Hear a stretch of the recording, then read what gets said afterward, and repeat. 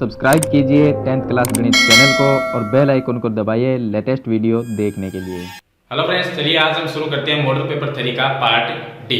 अगर आपको पार्ट सी के वीडियो अगर देखनी है तो मैंने इस वीडियो के डिस्क्रिप्शन में प्लेलिस्ट का लिंक दिया है, वहां से आप पार्ट सी के सभी क्वेश्चन देख सकते हैं। तो चलिए आज हम इस वीडियो में पार्ट डी में जो हमें क्वेश्चन दिए गए हैं, क्वेश्चन नंबर 21, 22 और 23, जिनके अथवा में भी हमें क्वेश्चन दिए गए हैं, तो उनको इस वीडियो में हम सरल करेंगे। तो आप वीडियो को अभी का अभी लाइक कर दीजिए और चैनल को सब्सक्राइब कर लीजिए ताकि ऐसी वीडियो आपको आगे भी मिलती रहे। तो चलिए हम शुरू करते हैं। तो पार्ट डी का क्वेश्चन नंबर 21, देखिए इसमें हमें दिया गया कि समीकरण दी गई है जिसका आलेख्य विधि से हल ज्ञात कीजिए तथा इनकी संगत रेखाएं y अक्ष की जिन बिंदुओं पर मिलती है उन बिंदुओं के निर्देशांक ज्ञात कीजिए। तो यहाँ पर हमें दो समीकरण दी गई है जिनसे हम दो टेबल बनाएंगे, यानी x और y का मान ज्ञात करेंगे उन टेबल पर, और उसके बाद में ग्राफ है वो हमें बनाना है। तो देखिए यहाँ पर दो समीकरण है, इसको नाम देते हैं समीकरण नंबर 1 और ये हो गई समीकरण नंबर 2। तो इस तरह से हमारे पास में दो समीकरण है। पहली समीकरण 2x - y बराबर 1 है और यहाँ पर दूसरी समीकरण x + 2y बराबर 8 है। तो दोनों समीकरण से हम दो टेबल बनाएंगे, पहले समीकरण से फर्स्ट टेबल होगी, दूसरी समीकरण से सेकंड टेबल होगी, उसके बाद में ग्राफ बनाएंगे। तो चलिए जो पहली जो सारणी हमने बनाई है उसमें x और y का मान ज्ञात करते हैं। तो पहली समीकरण को हम सरल करेंगे, तो इसको हम लिख सकते हैं 2x बराबर 1 + y, ये लिख सकते हैं। y को इधर ले जाएंगे तो x का मान क्या आएगा, x बराबर 1 + y बटे 2। तो इस तरह से हमारे पास में एक समीकरण बन गई। अब यहाँ पर इस समीकरण में हम y का मान रखते जाएंगे तो x का मान जैसे सरल करेंगे x का मान आ जाएगा।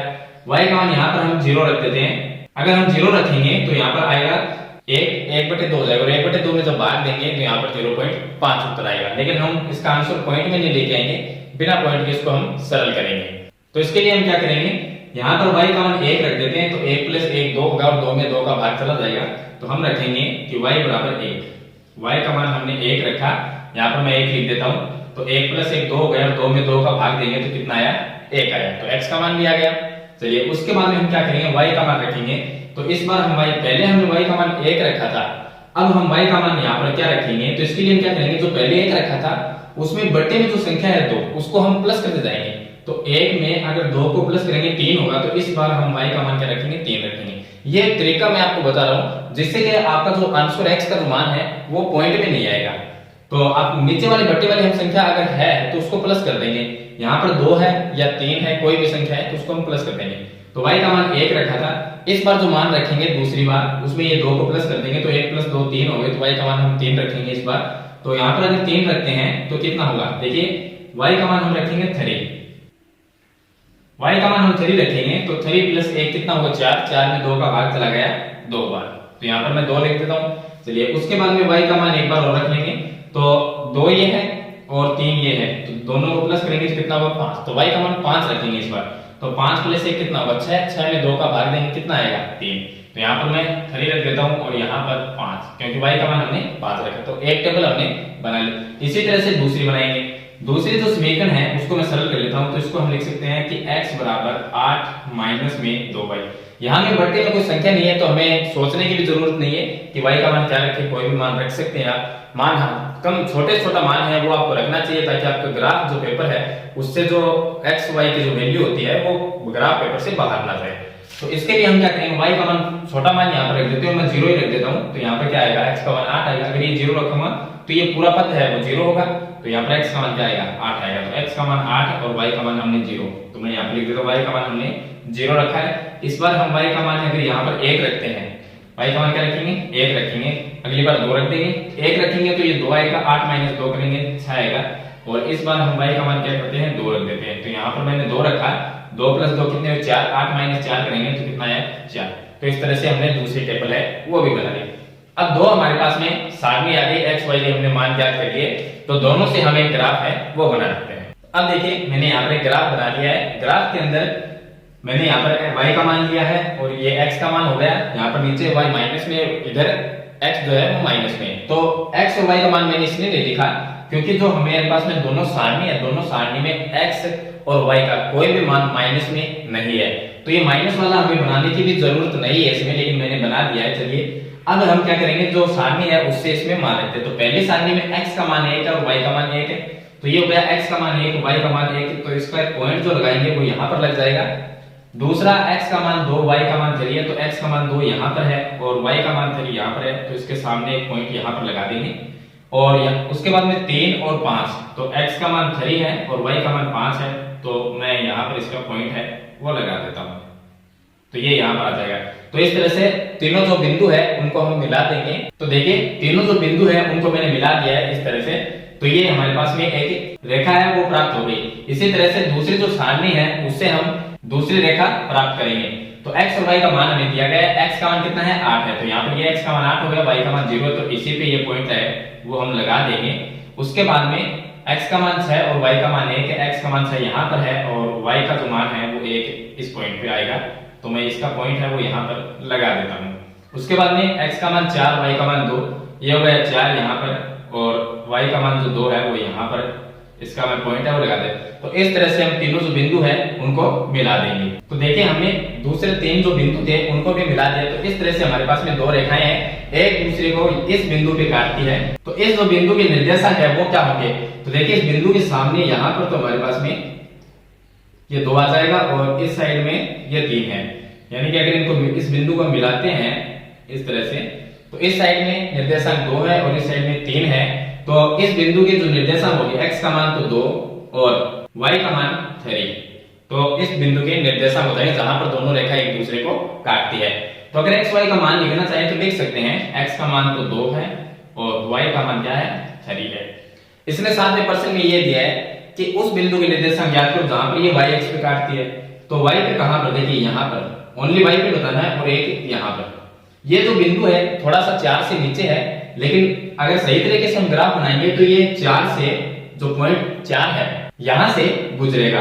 तो yx की बात कर रहे हैं हम, yx पे देखिए x का मान क्या होता है, yx पे 0, तो ये तो हो गया x का मान तो 0 और यहाँ पर माइनस में 1 आएगा। अगर हम यहाँ पर नंबरिंग लिखेंगे तो क्या आएगा माइनस में 1, तो ये आ गया -1, तो ये हो जाएगा। और यहाँ पर yx की बात करें तो x का मान क्या होगा 0 और y का मान क्या होगा 4। तो उन दोनों बिंदु के निर्देशांक ज्ञात कर लिए हमने, यानी y एक्स पर जहां पर ये काटती है उसके निर्देशांक भी हमें लिखने और साथ में दोनों रेखाएं एक दूसरे को तो काटती है वो बिंदु हो जाएंगे 2 और 3, यानी उसके निर्देशांक होंगे 2 और 3, x का मान 2 और y का मान 3 हो जाएगा। तो इस तरह से ग्राफ का क्वेश्चन है वो आपको सरल करना है।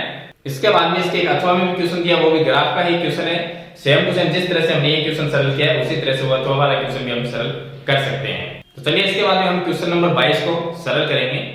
अब देखिए क्वेश्चन नंबर जो 22 है वो हमें दिया गया है कि 4, 5 और 6 सेंटीमीटर भुजाओं वाले एक त्रिभुज की हमें रचना करनी है। इसके समरूप अन्य त्रिभुज की रचना करनी है जिसकी भुजाएं दिए गए त्रिभुज की संगत भुजा की 3/5 गुना हो।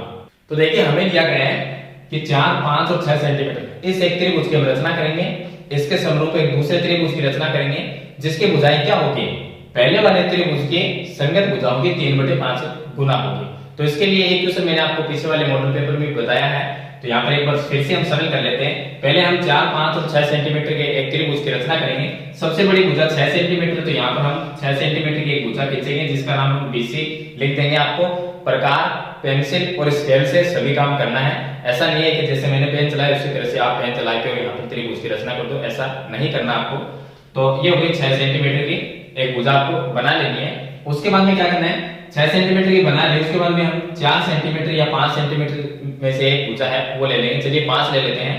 तो 5 सेंटीमीटर यहाँ पर हम प्रकार को रखेंगे और एक चाप काट लेंगे 5 सेंटीमीटर का, मान लीजिए यहाँ पर कटता है। दूसरा चाप 4 सेंटीमीटर का यहाँ से काटेंगे तो मान लीजिए यहाँ पर कटता है। दोनों पॉइंट को हम मिला देंगे, इस तरह से चाप कटेगा तो दोनों पॉइंट को हम इस तरह से मिला देंगे और इस पॉइंट को हम मिला देंगे बिंदु B से। तो यहाँ पर हम नाम लिख देते हैं कि ये पॉइंट A है। अब इसके बाद में हम क्या करें कि इसके समरूप एक त्रिभुज की हमें रचना करनी है। तो इसके लिए हम B के साथ में जो BC है उसके साथ में न्यून कोण बनाते हुए नीचे की तरफ एक किरण खींचेंगे जिसका कोई भी नाम लिख सकते हैं। यहाँ पर B है तो उसका नाम हम X लिख देंगे। यहाँ पर मान लेते हैं कि ये बिंदु X है, BX एक किरण है, थोड़ा सा आगे बढ़ा देते हैं इसको। यहाँ पर BX एक किरण है। अब देखिए अनुपात की बात करें तो बड़ा जो अनुपात है वो कितना है 5, यानी इसके जो बड़ा जो अनुपात है वो देखना है आपको। पहले तो बड़ा कितना है 5 है अनुपात। आपको बराबर बराबर 5 चाप इसके ऊपर काट देने हैं, पहला, दूसरा, तीसरा, चौथा और पांचवा। इस तरह से हम 5 चाप काट देंगे। यहाँ पर B नाम है तो इसको B1 दिया, ये हो गया B2, B3, ये हो गया B4 और यहाँ पर हम लिख देंगे B5। लास्ट वाला जो बिंदु है B5, अब इसके बट्टे में 5 है तो हम क्या करेंगे, B5 को C से मिलाएंगे इसके लास्ट बिंदु से। बट्टे देखिए चाप आपको उतने काटने हैं जो अनुपात बड़ा है। अगर बड़ा अनुपात यहाँ पर 5 है तो 5 ही चाप काटने हैं। फिर ये देखना है कि इसके जो बट्टे में अनुपात कौन सा है। यहाँ पर 5 है तो B5 को हम C से मिलाएंगे। अगर बट्टे में इसके 3 होता तो हम B3 को C से मिलाते। ये आपको ध्यान रखना है। तो बट्टे में कितना है इसके 5, तो हम क्या करेंगे C को मिला देंगे B5 से। चलिए B5 से हम C को मिला देते हैं। तो इस तरह से हम इसको मिला देंगे। ये B5 C को हमने मिला दिया। अब हम क्या करेंगे कि एक समरूप त्रिभुज की रचना करनी है। तो सबसे पहले हम यहाँ पर थोड़ा सा प्रकार को खोलेंगे और यहाँ पर इस तरह से एक चाप काट देंगे। घुमा दिया, जितना यहाँ पर घुमाया है उतना ही यहाँ पर ऊपर क्या है, इसका छोटा अनुपात कितना है 3, तो B3 पे चले जाएंगे। जितना यहाँ पर प्रकार घुमाया है उतना ही B3 के ऊपर इस तरह से हम घुमा देंगे। जितना भी जिस तरह से घूमेगा ये उस तरह से हम बना देंगे। फिर प्रकार से ये दूरी नापेंगे और यहाँ पर इस तरह से एक चाप काट देंगे। मान लीजिए चाप यहाँ पर कटता है तो हम इस पॉइंट को इस तरह से मिला देंगे। ये दोनों रेखाएं क्या होगी, समांतर होगी। उसके बाद में जैसा हमने यहाँ पर किया है उसी तरह से यहाँ पर हम करेंगे। थोड़ा सा प्रकार को खोलेंगे, जरूर नहीं है इतना है, जितना भी अपनी मर्जी हो। यहाँ से लेके यहाँ तक इस तरह से घुमाएंगे। इस पॉइंट पे प्रकार को रखेंगे और इस तरह से घुमाएंगे। फिर जितनी ये दूरी है उसको नाप के यहाँ पर एक चाप काट देंगे इस तरह से और इसको हम इस तरह से मिला देंगे। तो ये दोनों भी समांतर। अब जो यहाँ पर ये त्रिभुज जो बना है वो इसके समरूप त्रिभुज है, यानी कि जो त्रिभुज हमने पहले रचना की थी ABC की उसके समरूप ये त्रिभुज है। अब इनका नाम लिख सकते हो आप, जैसे कि यहाँ पर हमने नाम दे दिया ABC हो गया, ये पॉइंट D हो गया, इसका नाम हमने E लिख दिया। तो इस तरह से सभी के नाम देंगे और इसकी रचना करेंगे। रचना में जैसे जैसे हमने इसको बनाया है उसी तरह की आपको रचना इसमें करनी है। तो इसमें जो हमने समरूप त्रिभुज की रचना की है, ये जो हमने त्रिभुज की रचना ABC की है उसके संगत भुजाओं की कितनी है, 3/5 गुना है। तो इस तरह से हमें ये त्रिभुज है उसकी हम रचना करनी है, समरूप त्रिभुज है वो बनाएंगे। अब देखिए इसके अथवा में भी एक क्वेश्चन दिया गया है, वो भी मैं आपको बता देता हूँ। अथवा में जो हमें क्वेश्चन दिया गया है उसमें लिखा है कि 3 सेंटीमीटर त्रिज्या के एक वृत्त पर 5 सेंटीमीटर त्रिज्या के एक सेकेंडरी वृत्त के किसी बिंदु से एक स्पर्श रेखा की रचना कीजिए और इसकी लंबाई है वो मापिए। तो देखिए हमें दिया गया है एक 3 सेंटीमीटर त्रिज्या का वृत्त और एक 5 सेंटीमीटर। तो हम क्या करेंगे, एक छोटा वृत्त और एक बड़ा वृत्त बना लेंगे 3 सेंटीमीटर और 5 सेंटीमीटर का। मान लीजिए हमारा एक सेकेंडरी की बात हो रही है यहाँ पर, तो एक पहले हम 3 सेंटीमीटर का एक वृत्त बना लेते हैं इस तरह से। ये मान लीजिए 3 सेंटीमीटर का यहाँ से और यहाँ तक एक 3 सेंटीमीटर का वृत्त। इसके बाद 5 सेंटीमीटर त्रिज्या बनाएंगे तो केंद्र को यही रखेंगे। सेकेंडरी मतलब एक ही केंद्र पे, इसी केंद्र में प्रकार को रखेंगे और इसके चारों ओर एक वृत्त बना देंगे जिसकी त्रिज्या कितनी होगी, 5 सेंटीमीटर की त्रिज्या होगी।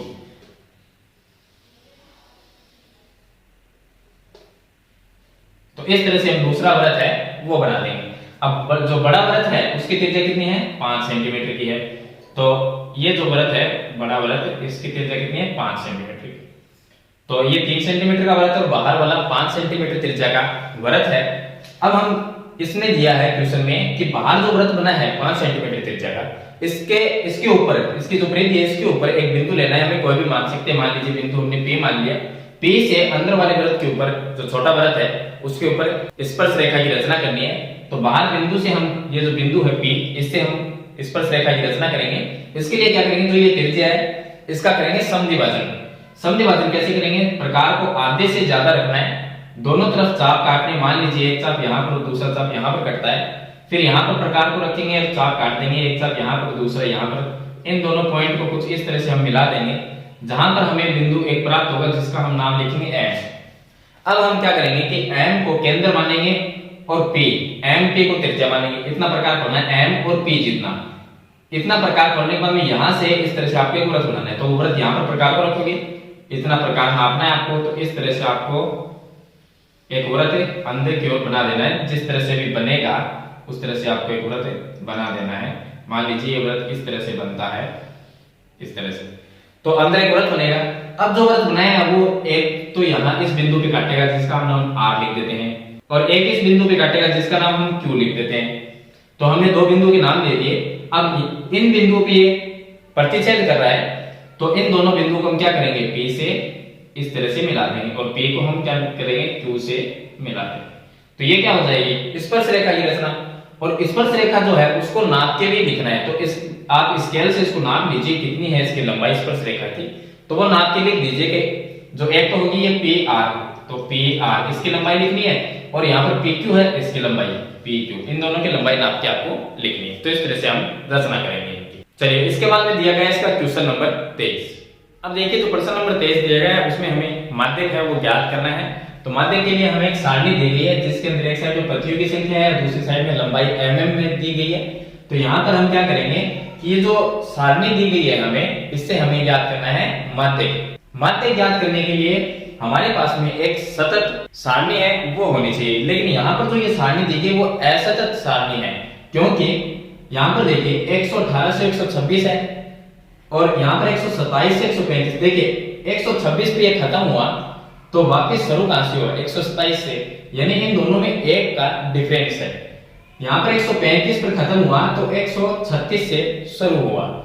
ज्यादातर हम क्या देखते हैं कि सारणी जो होती है उनमें जहां पर खत्म होती है संख्या वहीं से शुरू होती है जो वर्ग अंतराल की संख्या होती है। आप किसी भी सारणी को देखो उसमें जो वर्ग अंतराल की सारणी मान लीजिए अगर 1 से 5 है तो 5 से शुरू होकर ये 10 तक जाएगा, 5 पर खत्म हुआ तो 5 से ही शुरू हुआ। लेकिन यहाँ पर क्या है, यहाँ पर है 126 पे खत्म हुआ तो 127 से शुरू हुआ, तो अंतर कितने का है, 1 का। इसको हम क्या बोलेंगे, इसको बोलेंगे असतत सारणी। और जो मैंने पहले बताया कि 1 से 5 और 5 से 10 इस तरह की जो सारणी है वो क्या है, सतत सारणी। तो हमें माध्यक निकालने के लिए एक सतत सारणी है वो बनानी पड़ेगी।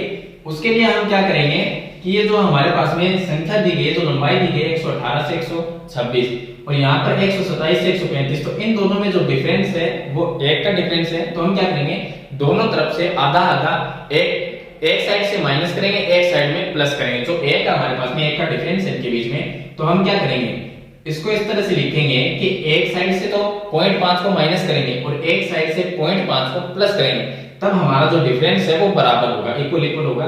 तो 118 है उसमें से 0.5 को मैं माइनस करता हूं तो कितना आता है 117.5 ये आएगा। इस साइड में 0.5 को प्लस करना है तो 126.5 ये आएगा। यहां से अगर 0.5 को माइनस करना है तो कितना आएगा 126.5 और यहां पर 135 है इसमें प्लस करना है तो कितना आएगा 135.5। अब देखिए डिफरेंस देखिए 126.5 पे खत्म हुआ तो शुरू भी कितने से हुआ 126.5 से, तो ये सतत सारणी हमारे पास में इस तरह से बनेगी। आगे देखिए 136 है तो इसमें से माइनस करेंगे तो कितना आएगा 135.5 और आगे कितना है 144 है तो इसमें प्लस करना है 144.5, यानी 0.5 को एक साइड से माइनस दूसरे साइड में प्लस करना है। उसके बाद में 145 है तो 145 में से माइनस करेंगे तो 144.5 और आगे 153 है तो ये आ गया 153.5। अब 153 को मैं यहाँ पर लिख देता हूँ 153.5, तो आगे कितना है 162 है तो ये लिखते हैं 162.5। उसके बाद में 163 है तो ये आएगा 162.5 और यहाँ पर आएगा 171 है तो 171.5। उसके बाद में 172 है तो ये 171.5 से शुरू होगा और लास्ट में 180 इसमें प्लस करना है तो 180.5। इस तरह से हम जो सतत सारणी है लंबाई है तो उसको सतत सारणी में बदलेंगे और जो पतियों की संख्या वो सेम टू सेम रख लेंगे। ये है 3 5 9 12, ये आ गया 5 4 और 2 इस तरह से। अब यहाँ पर ये जो है वो f का मान है यानी बारंबार, तो ये लंबाई है वो हमने सतत सारणी में इसको बदल दिया है। सबसे पहले हम क्या करेंगे n का मान निकाल लेते हैं। n का मान इन सभी को हम प्लस कर लेंगे, लेकिन माध्यक निकालने के लिए हमें CF निकालनी पड़ेगी तो हम CF भी साथ में निकाल लेते हैं। यहाँ पर हम CF निकालेंगे, ये हमारा 3 प्लस 5 कितने हुए 8 8 और 9 कितने हुए 17 17 और 12 हो गए 29 प्लस 5 करेंगे तो यहाँ पर 34 और 4 कितने हुए 38 और 2 कितने हुए 40, तो इसका मान भी क्या है 40। जो इसकी लास्ट संख्या होगी वो n का मान होगा, f का योग कितना होगा 40 होगा। n/2 निकालेंगे, n/2 कितना हुआ 40/2 20 आ गया। 20 से बड़ी CF देखिए, 20 से बड़ी CF कौन सी है 29, उसके सामने वर्ग अंतराल कौन सा होगा वो 144.5 से 153.5। तो हम लिख देंगे जो वर्ग अंतराल है हमारा वो आ गया 144.5 से 153.5, ये हो गया वर्ग अंतराल। तो यहाँ पर L का मान कितना हुआ 144.5 और H का मान कितना हुआ, अगर इन दोनों का डिफरेंस देखा जाए, अंतर देखा जाए, तो H का मान कितना आ गया 9 आएगा। आप देखिए 144 से 153 तक ये देख लीजिए, 0.5 को छोड़ दीजिए, तो कितना आएगा इनका डिफरेंस 144 और 153 में 9 का डिफरेंस होगा। यहाँ पर 6 और 3 कितने हुए 9 हुए।